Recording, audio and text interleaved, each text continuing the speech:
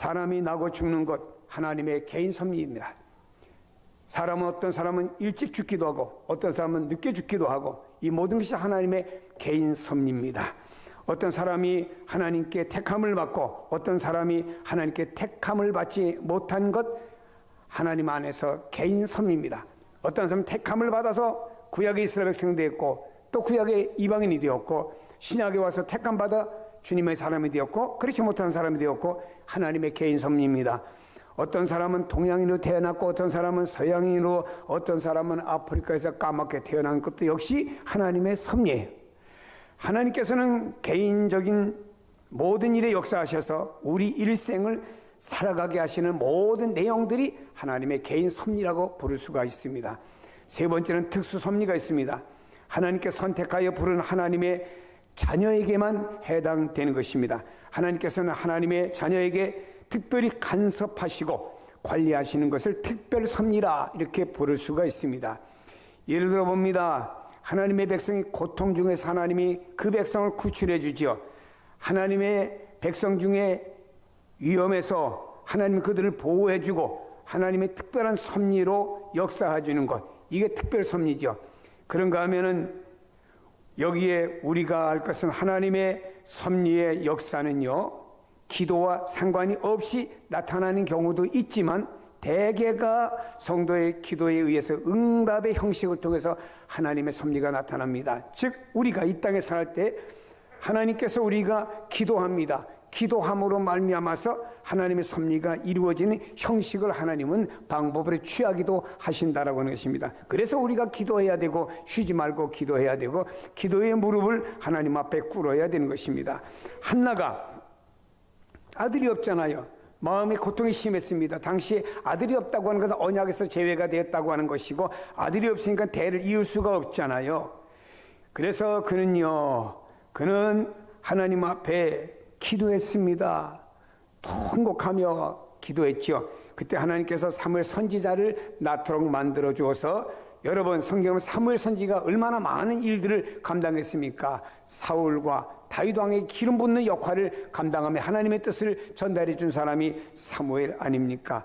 하나님께서는 이렇게 한나라는 여인의 기도의 방법을 통해서 이 땅에 아들을 주시는 놀라운 섭리를 특별 섭리라고 부릅니다.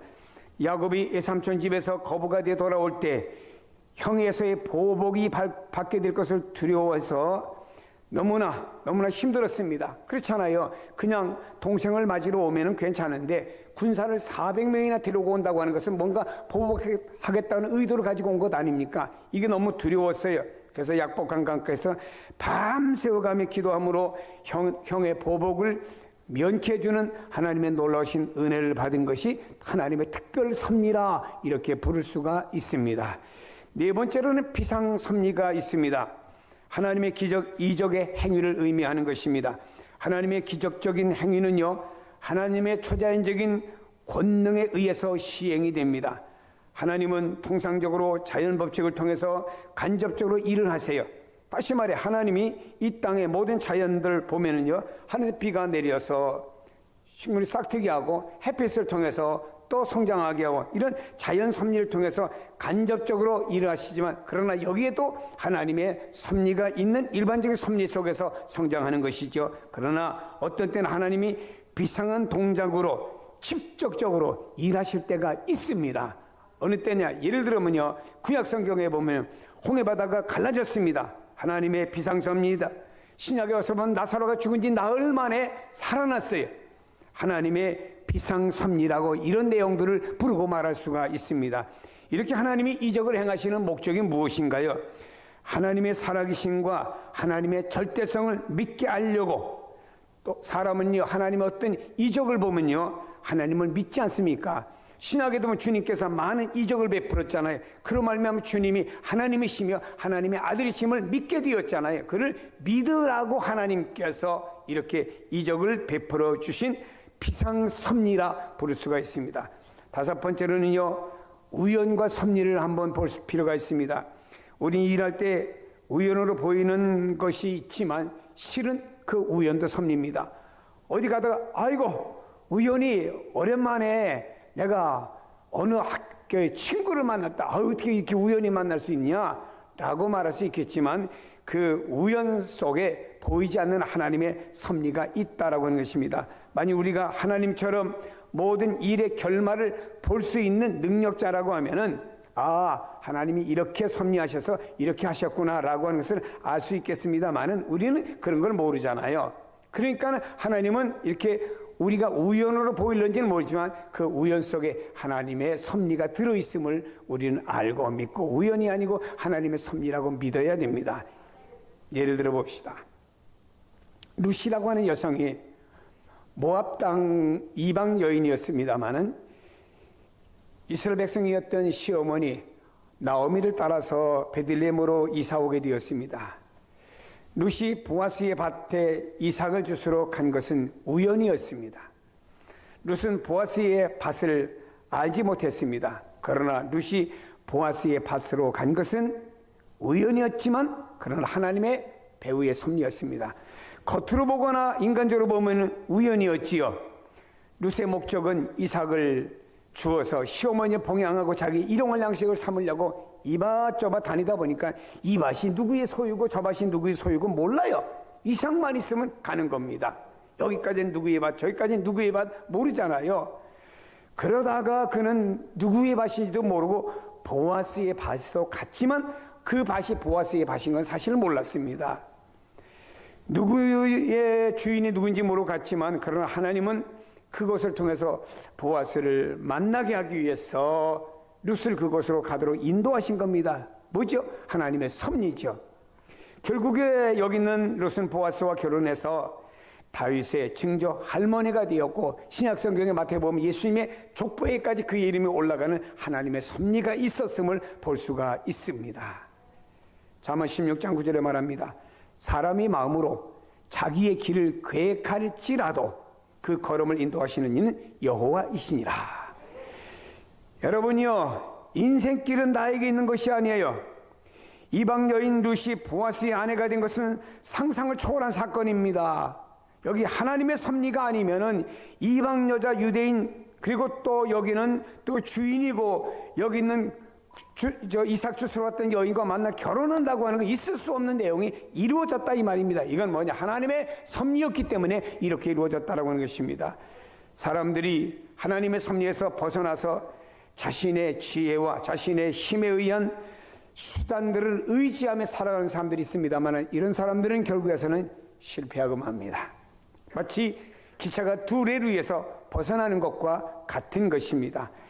세상 많은 우리 그리스도인들이 있죠. 세상에 그리스도인들도 말입니다. 자기의 힘과 자기의 재주로 이 세상과 맞서 싸우기에는 너무나 세상이 강력하고 간교한 적이 많아요. 세상을 이기고자 한다고 하면은 우리는 하나님의 모든 힘과 또 힘과 섭리가 나의 편이 되도록 우리가 해야 된다 이 말입니다. 하나님의 충성되고 순종하는 용사의 한 사람으로서 내가 싸움에 나갈 수 있도록 하나님께 충성하고 순종하는 용사 같은 태도를 가져야 된다 이 말입니다. 여러분 우리 예수를 믿는 성도들은요 바로 구속받은 성도로서 예수 그리스도의 힘을 의지하며 살아가시길 바랍니다. 예수 그리스도의 힘을 의지하며 살아가시길 바랍니다. 보세요. 보리떡 5개와 물고기 2마리가 인간의 손에 있을 때는 아무것도 아니었어요. 그러나 그것이 주님의 손에 있게 될 때는 어떻게 되었는지 우리가 잘 알고 있잖아요. 게자시아라는 시가 있습니다. 사람이 콧김으로도 날아갑니다.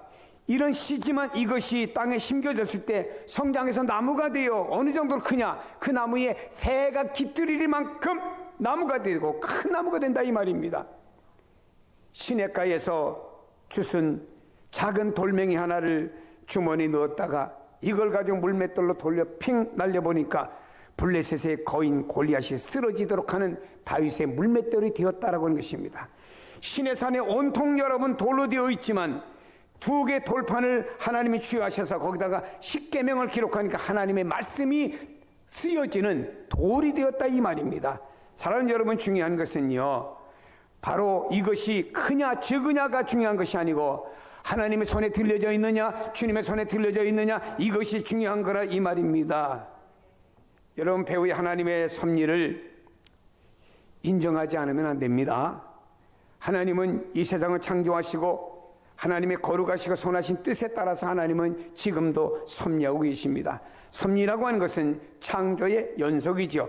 섭리의 역사는 오늘 우리 눈앞에 행하고 계시는 창조의 역사를 표현하는 것입니다. 즉 하나님은 지금도 우리의 삶 속에 계속 창조해 나가는 게 뭐냐? 우리를 섭리해 주는 거라 이 말입니다. 그래서 창조와 섭리는 뗄 수 없는 관계라고 하는 것이죠.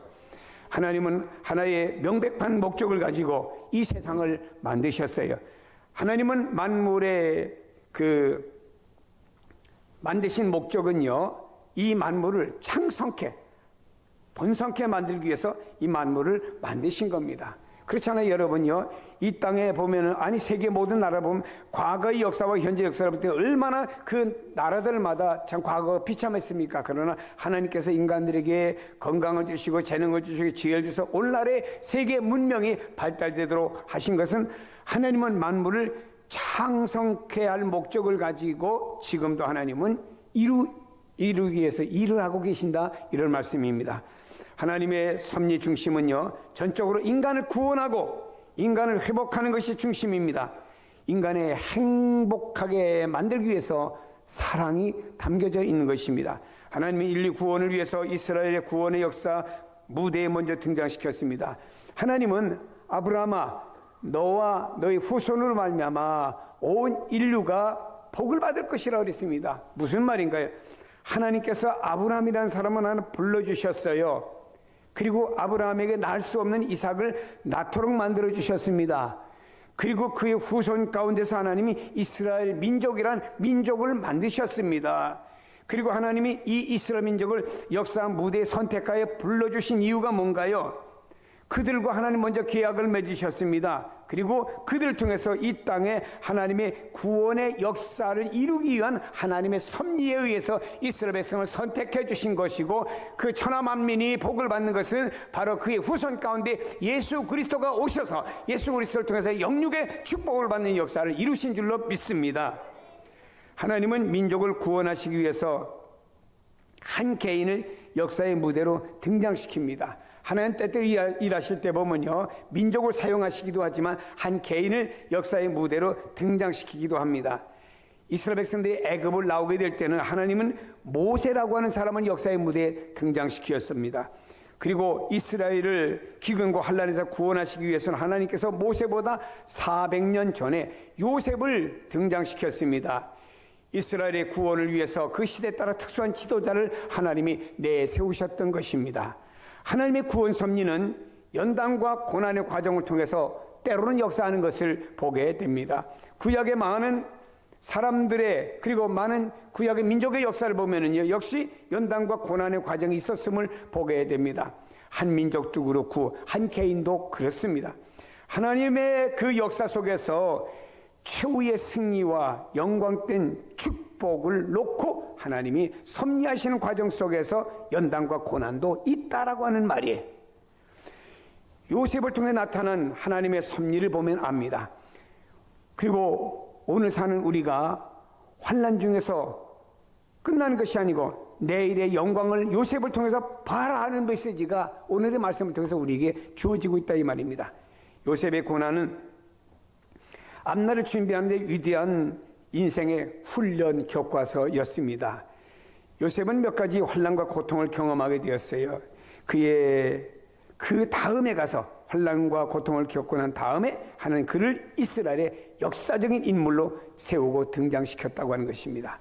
자, 요셉이 당한 고통을 보면요, 참 요셉도 괴로운 나날들이었습니다. 아니, 집에서 아버지의 사랑받는 아들로 살 때에도 매일 그 형제들이 보는 건 사랑스러운 동생을 보는 것이 아니고 요셉을 향한 눈총이 아주 눈총들이 매섭고 앉았습니다. 그러다가 형제들의 안부를 물으러 그가 형제들이 그 양을 치러 갔는데 갔더니 형제들이 그를 잡아가지고 물어놓은 가두기도 하고 심지어는 그를 나중에 잡아가지고 애굽의 노예로 팔아버렸습니다. 이 형제들이 돈을 받고 동생을 인신매매했어요. 이런 배신이 어디 있습니까, 여러분? 사람이 가까운 데서 배신당하면 진짜 그 참기 힘든 것 아닙니까? 형제들에게 그것도 더군다나 결국에 보디발 장군 가정에서 천대받는 노예 생활로 하루하루를 살아갑니다. 당시의 노예는 인격이 없어요. 동물같이 취급을 받습니다. 심지어는 집에 쓰는 물건과 같이 쓰임받다가 쓸모없으면 버리거나 죽여도 아무런 상관이 없는 게 노예였습니다. 그러다가 억울한 누명을 쓰는 서러움까지 있습니다. 보디발 장군 부인이 자기의 어떤 육체의 정력적인 욕을 들어주지 않는다고 모함을 해가지고 억울한 누명을 쓰게 됐습니다. 어디 갔습니까? 감옥에 갔어요. 죄 없이 감옥에 간 겁니다. 아니, 죄가 없이 간 게 아니고 죄 없이 감옥에 갔다 이 말입니다. 얼마나 억울합니까? 얼마나 그 감옥 생활이 고통스러웠겠습니까? 그러나 요셉이 당하는 고통은 장차 이스라엘을 기근의 환난에서 구원하시려고 하나님의 섭리 사랑이 뒤에 딱 숨어 있었다라고 하는 거예요. 우리가 그것을 믿음으로 바라볼 수 있는 눈이 있어야 되는 것입니다.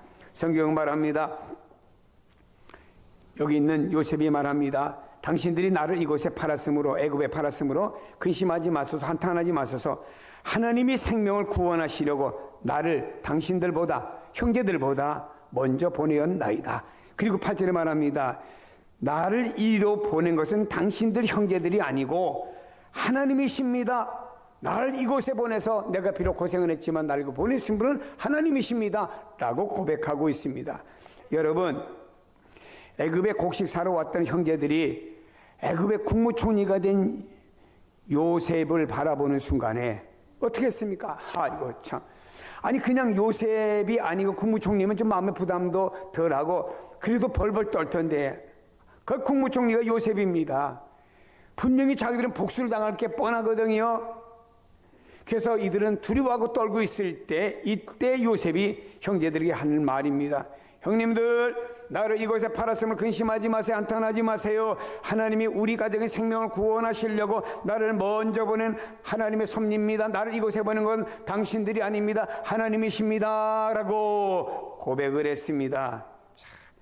요셉은요, 형제들이 과거에 자신들이 요셉을 노예로 판 자신들이 지나간 범죄 행위 때문에 두려워한 건 사실이죠.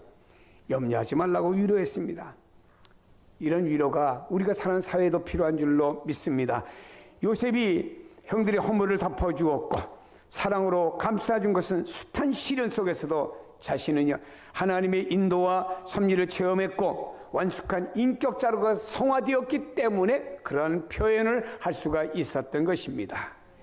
요셉은 형제들의 시기와 질투심에서 자기를 판 범죄를 저질렀지만 하나님은 결국에 그 행위까지도 선으로 바꾸셔서 자신을 연단시켰고 자신으로 하여금 구속사역의 대역사를 이루게 하셨다라고 하는 것입니다.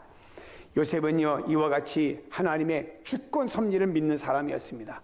성도 여러분이요, 하나님의 주권 그리고 섭리를 믿는 성도가 되기를 축복합니다. 요셉에게 연단과 고난 후에 영화의 꽃과 열매가 맺혀지게 되었습니다. 요셉은요, 애굽의 국무총리가 되었습니다. 그 당시 아프리카 중동 일부를 다 지배하고 있는 나라의 국무총리가 되었습니다. 영화로운 지위를 누리는 사람이 되었습니다. 임금이 자기 손에 있는 반지를 빼어서 요셉에게 주며, 요셉아, 모든 결재권 내게 있다. 나는 너보다 왕자만 높을 뿐이지 실권은 너에게 있다면서 그 인장을 빼어준 거예요. 옛날에는 그 왕의 인장을 꾹 누르면 모든 일이 진행이 되는 결재권이 있는 것 아닙니까? 그리고 세마포 옷에 금사슬을 목에 걸어주고 말입니다. 임금의 수레에 태워주고 말이에요. 문무대신들 앞에 쫙 나가게 하면서 다 엎드리라고 임금이 소리쳤습니다. 요셉 앞에 모든 사람들이 다 엎드리게 됐습니다. 대단한 영화의 지위를 얻게 된 것이죠. 요셉은 감옥에서 자신도 구원받았지요. 아버지의 가정도 가나안 흉년에서 구원을 받게 되었습니다. 가정까지.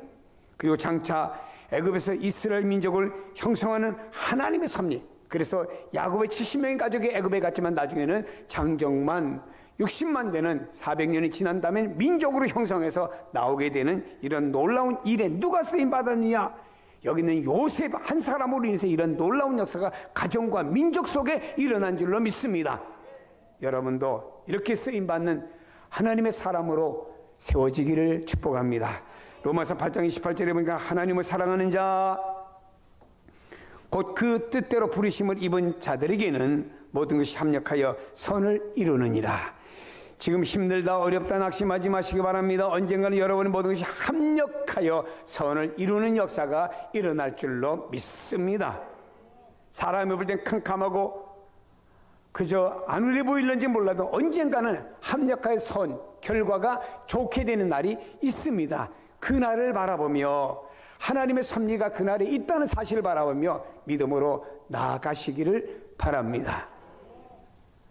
록펠러라고 하는 사람은요, 의사가 50대에 죽을 것이라고 말했어요. 그러나 그는 나오면서 이런 말했습니다. 하나님, 나의 생명에 살고 죽는 것은 여호와의 손에 있습니다. 하나님의 손에, 하나님의 섭리 속에 내 생명이 있습니다 라고 맡기고, 그는 병으로 말미암아 50대 죽는다고 했지만 의심하지 않았죠. 그는 95세까지 살다 갔어요. 그러니까 모든 것이 합력하여 선을 이루는 역사가 하나님의 손에 있는 줄로 믿으시기를 바랍니다. 여러분, 하나님 여러분 다 보셔요. 외모, 행복, 그리고 우리의 삶을 다 보십니다. 아픔도 보십니다. 하나님 여러분 사랑하십니다. 따라합시다. 하나님은 나를 사랑하십니다. 이렇게 믿으세요. 의심하지 마세요. 진짜 여러분 사랑합니다. 그러므로 진리를 쌓고 믿음으로 사는 사람들을 사랑하고 또 여러분을 보호하시고 인도하시고 이 모든 것을 깨닫는 게 축복이고 위대한 힘입니다. 여러분 생각해 보세요. 주님 말씀하셨잖아요. 하나님 말씀하셨잖아요. 아들 예수를 우리의 죄를 위해 이 땅에 보내주셨고 우리를 위해서 십자가에서 갈기갈기 찢어 생명까지 주신 하나님께서 말입니다. 그 아들과 함께 우리에게 모든 것을 주시지 않겠느냐라고 말씀했잖아요. 아들의 생명까지 주신 하나님께서 이 땅에 보이는 모든 것 주는 것, 그건 아무것도 아니에요. 여러분 밖에만 가면 낙엽이 많이 있지 않습니까? 그 낙엽을 얻는 것보다 쉬울 수도 있다 이 말입니다. 그러니까 우리가 믿을 것은 아들을 주신 하나님께서 나를 사랑하시고 나를 섭리하셔서 아들을 주신 하나님께서 아들과 함께 모든 것을 주신다고 하는 것을 믿으시고 나는 하나님의 섭리 속에 있다는 사실을 믿으세요. 오늘은 고난과 연단과 힘듦이 있을지라도 이것을 통해서 내가 연단받아 성숙한 성화의 믿음의 사람이 되고 난 다음에는 하나님께서 여기 있는 요셉을 세워주셨듯이 여러분을 세우시는 그날도 있을 줄로 믿습니다. 이 땅에 코로나19로 인해서 어려움죠. 어려움 당한 사람도 많고 교회도 어렵고 참 모든 사람들이 다 어렵습니다. 그러나 이런 가운데서 또 하나님의 섭리가 무엇인가를 우리는 찾아봐야 됩니다. 하나님의 인생을 불행하게만 만드신 하나님이 아니잖아요. 이를 통해서 하나님의 분명한 어떤 메시지가 있으면 깨닫고 더 그 하나님을 의지하는 사람이 되어야 됩니다. 여러분은 오늘 본문에서 하나님의 섭리의 신앙은 무엇인가요? 세 가지로 정리해 볼 수 있습니다. 하나님은 생명을 보존하시는 분인 줄로 믿습니다. 하나님께서는 여기 성경에 보니까 하나님께서 요셉의 생명도 그 가정의 생명도 보존하는 것이 하나님의 섭리였습니다. 여러분과 여러분의 가정의 생명을 보존하는 것도 하나님의 섭리인 줄로 믿습니다. 두 번째로 후손을 유지하도록 만들었습니다. 여러분 가나안 땅에 흉년이 들었잖아요. 그 흉년으로 말미암아서 가나안 땅이 그대로 갔으면요 야곱의 가정도 하나님의 백성 야곱의 가정도 지나가지 않고 흉년으로 말미암아 많은 사람들이 어려움 당했고 죽을 수도 있었습니다. 그러나 여러분이요 그들을 갖다가 애굽의 고센 땅 기름진 땅으로 이사시켜가지고 후손들을 유지시켜가지고 야곱의 70명의 가족이 결국에서는요 400년이 지난 다음에 장정만 60만 되는 민족을 형성해 나오는 후손을 유지하게 해주셨습니다. 하나님께서 여러분과 여러분을 후손들을 유지시켜주는 것 하나님의 섭리인 줄로 믿습니다. 다음에는요 하나님 큰 구원을 베풀어 주셨습니다. 하나님이 요셉에게 구원 베풀어 주었고 야곱의 가정에 구원 베풀어 주었고 후대에 가서는 말해 이스라엘 민족에게 구원을 베풀어 주셨습니다. 하나님께서 여러분을 구속하시고 구원하는 것이 하나님의 섭리인 줄로 믿으시기를 바랍니다. 사랑하는 여러분이 우리가 이 세상 살면서 우리 인간의 머리가 아닌 우리는 하나님의 섭리 속에 있고 그 섭리 속에서 하나님 계속 창조를 이어간다는 사실을 믿으시고 하나님 여러분 가정과 여러분 삶 속에 하나님의 창조가 섭리를 통해서 계속 이어가기를 주의 이름으로 축복합니다.